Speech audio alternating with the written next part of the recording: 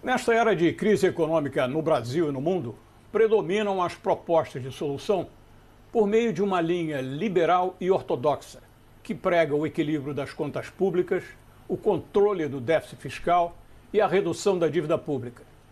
Constituem a premissa básica, segundo essa escola econômica, para tranquilizar o setor privado e assim gerar investimentos de empresas e indivíduos para a felicidade geral da nação. O Estado não precisa ser letárgico, diz a economista ítalo-americana Mariana Mazzucato, que aponta no setor público um agente potencial de criatividade e inovação. Assim ocorre, diz ela, e aí surpreende mais ainda, no templo da economia de mercado, nos Estados Unidos. Segundo Mazzucato, o setor público americano é o responsável por inovações que depois passam ao setor privado e correm mundo com a fama de terem sido inventadas por particulares. Exemplo mais claro, diz ela, é a empresa Apple, cujas inovações principais teriam saído, diz ela, de pesquisas no setor público, sobretudo militar. O Vale do Silício, na Califórnia, paradigma da inovação na era da informática, cresceu e se nutriu da corrida espacial americana, financiada pelo Estado, via NASA. Tirou o benefício também do empenho paralelo do Ministério da Defesa americano em desenvolver mísseis balísticos e outras armas de componentes eletrônicos complexos e minúsculos, adaptados depois ao uso civil. Professora na Universidade de Sussex e da Open University, na Inglaterra, Mariana Mazzucato nasceu na Itália e foi educada nos Estados Unidos, onde obteve doutorado em economia na New School, em Nova York. Sua área de pesquisa e ensino em economia é a da inovação, tema de vários artigos acadêmicos, livros, palestras pelo mundo. Ela chega ao Brasil agora para apresentar um estudo encomendado pelo Ministério de Ciência e Tecnologia sobre o papel da inovação no desenvolvimento econômico.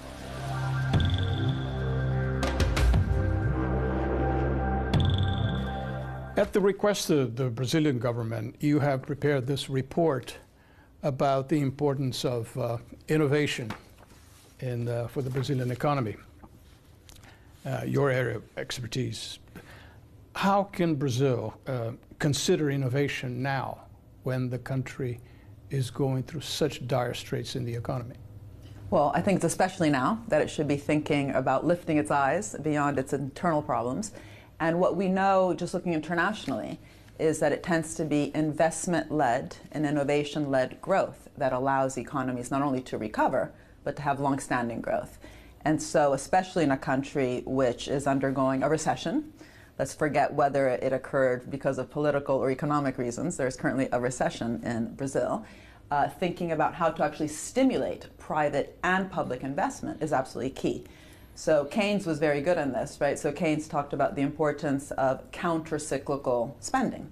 So you don't want to be pro-cyclical during a bust. You don't cut, you increase.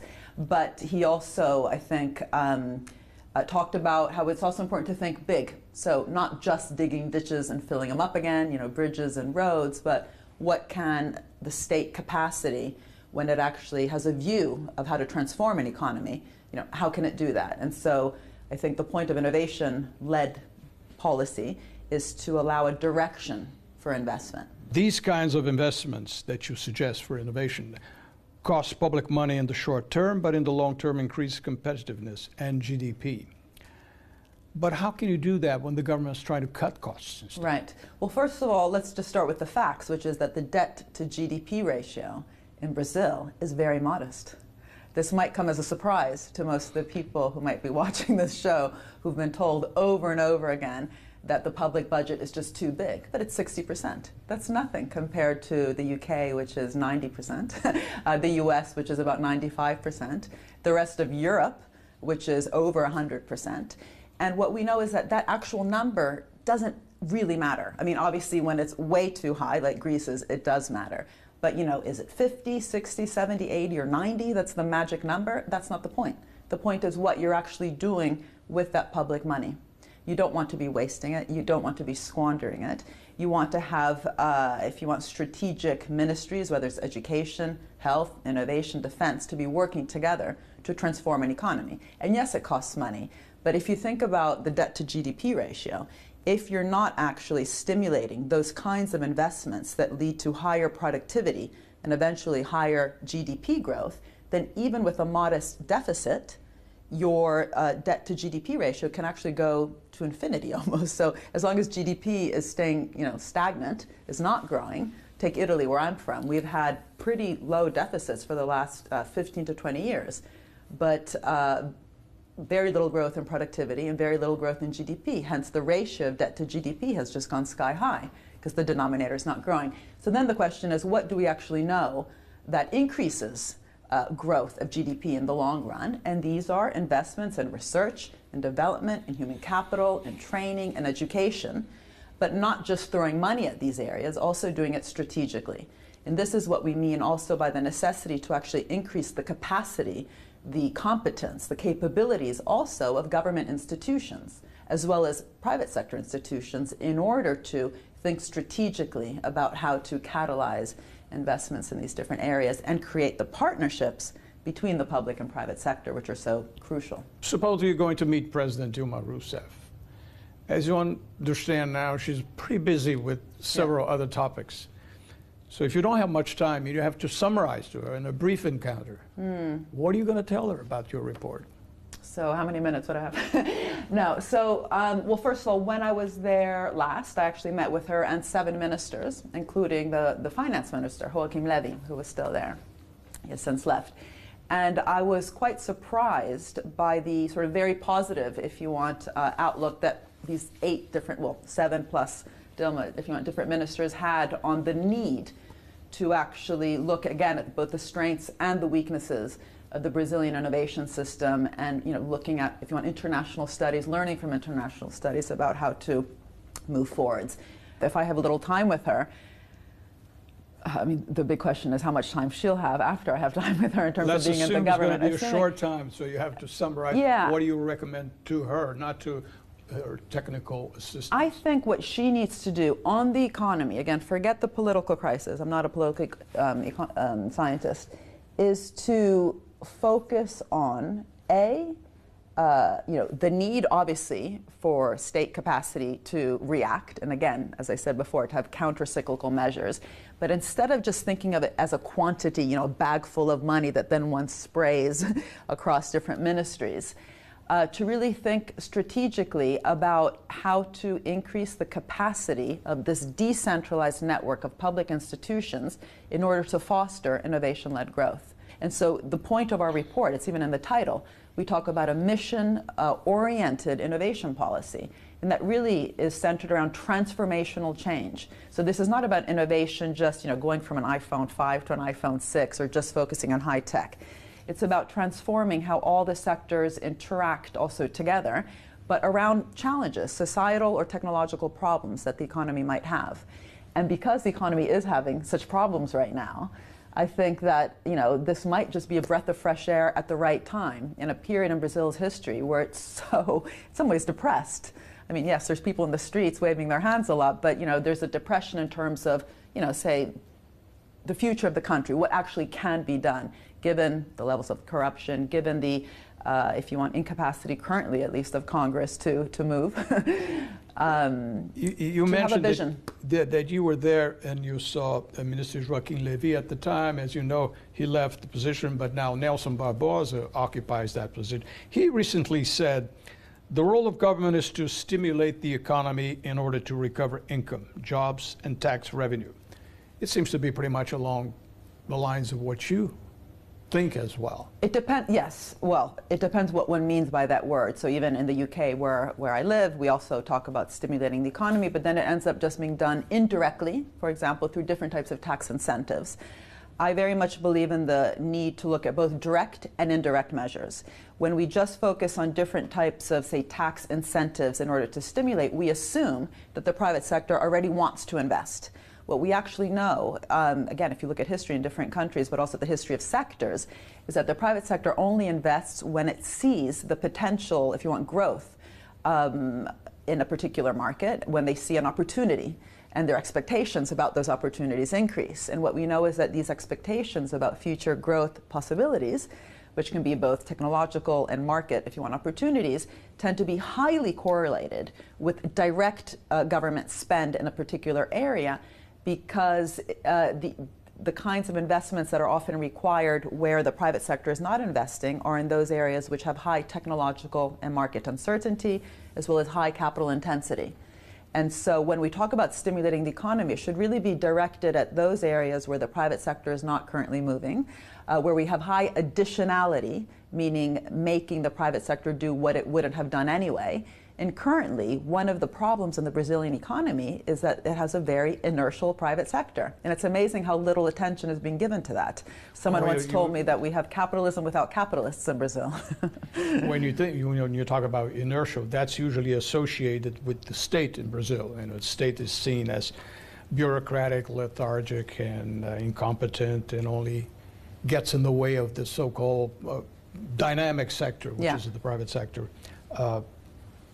You don't think that's pretty much the reality, or is that more of a myth that the state is necessarily so? Not just in Brazil, but conceptually. I mean, conceptually, I wrote a book called The Entrepreneurial State, which was translated in Brazil as Estado Empreendedor, which argued precisely against that, if you want, cartoon image of the dynamic, really energetic, creative, thinking out of the box private sector, and the lethargic, dinosaur, bureaucratic, inertial public sector. Because in fact, what we see, again, looking at the evolution of information technology, nanotechnology, biotechnology, aerospace, in some ways was the exact opposite, where we had a pretty creative and dynamic public sector with the private sector entering only later.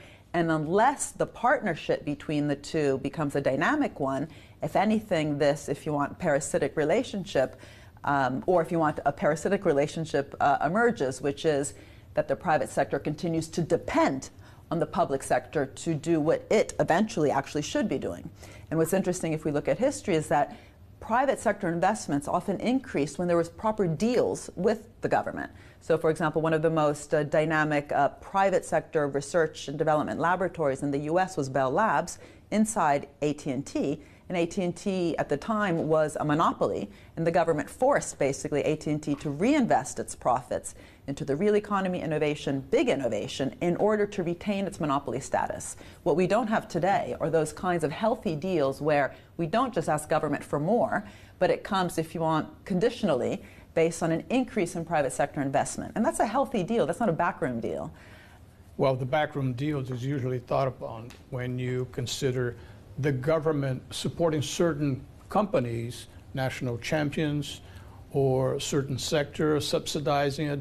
Yeah. That's considered improper role for the state?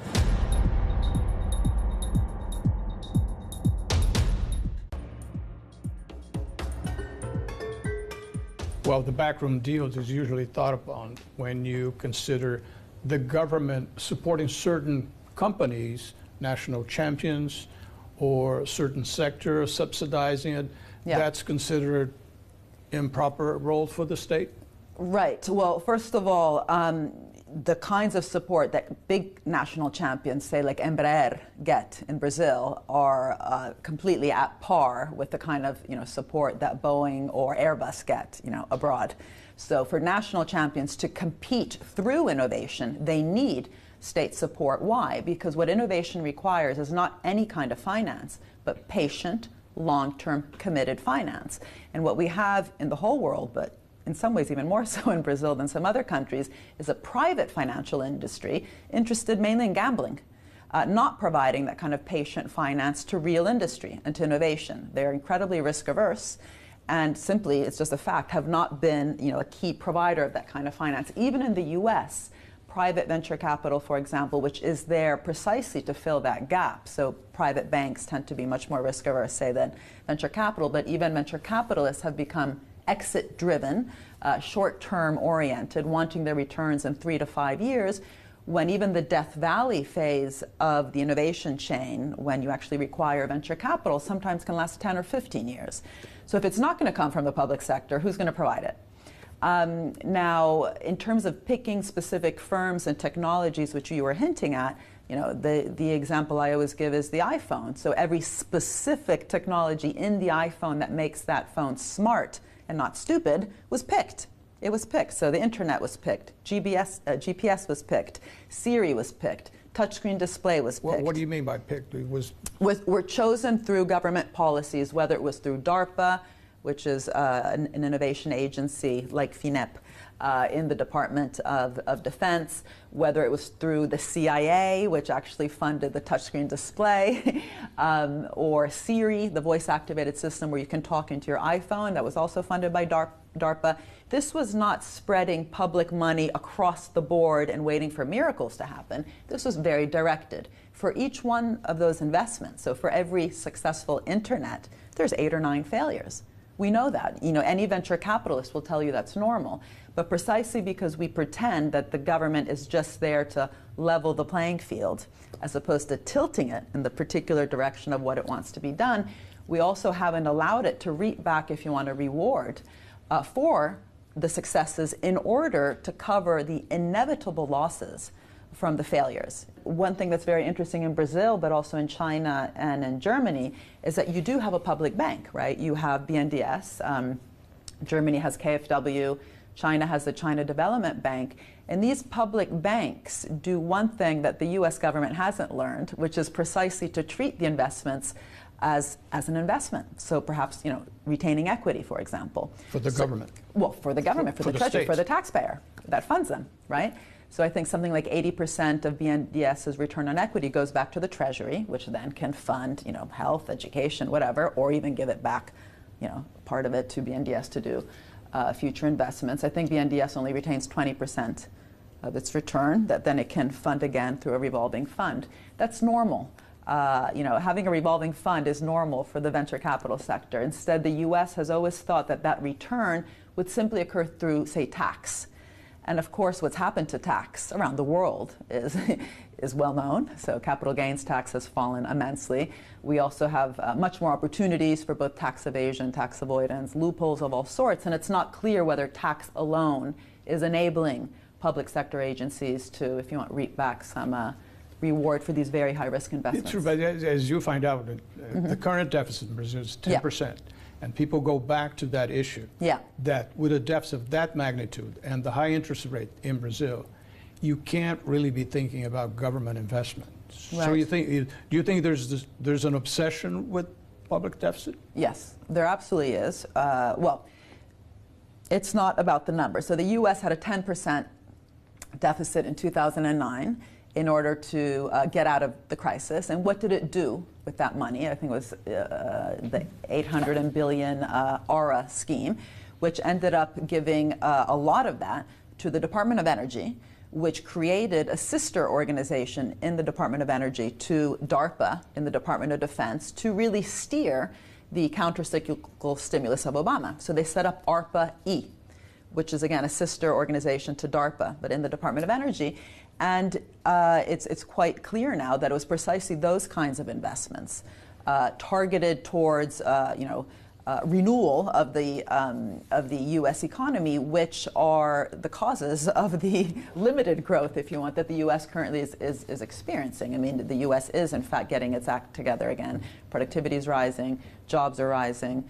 And they're trying to also target the reforms also to particular types of manufacturing, setting up also different intermediary institutions between science and industry, and allowing, if you want, second generation IT. Now, whether or not, the U.S. is actually going to be able to compete, for example, with China, which has actually increased its public R&D in the double digits, whereas the U.S. still now, because of sequestration, is having to, for the first time in its history, cut its public R&D spending in agencies like NASA, NIH, NSF, is remain to be seen. But what's interesting is that this big debate in Brazil about the particular number, or in Europe even worse, where we're trying to run surpluses, just ignores the fact that there's absolutely no empirical evidence economically that 2, 3, 4, 5, 8, that particular number in terms of deficit matters. What we do know is that obviously it can't remain 10% if you want for years and years, but if it's for a period of time where what we're trying to do is to have counter-cyclical investment targeted towards particular areas that we think will increase productivity and long-run growth, that tends to, But you run into another problem nowadays that the so-called international ratings agency look at those things. And part of that obsession, perhaps, but they do look at that. And they lower your grade internationally. And then the country cannot borrow money at decent rates because they got bad grades, as it were.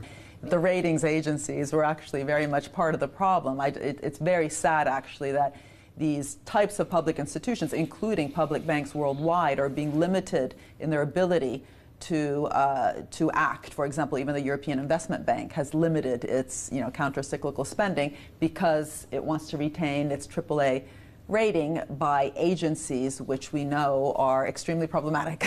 So let me just say that in terms of the rating agencies. The problem is when there's emphasis just on the static number versus the kind of dynamics that one is trying to foster.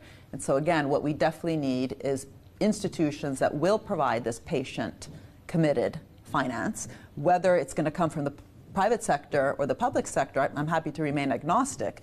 What we currently know in Brazil is there is no real patient finance coming out of the private banking system.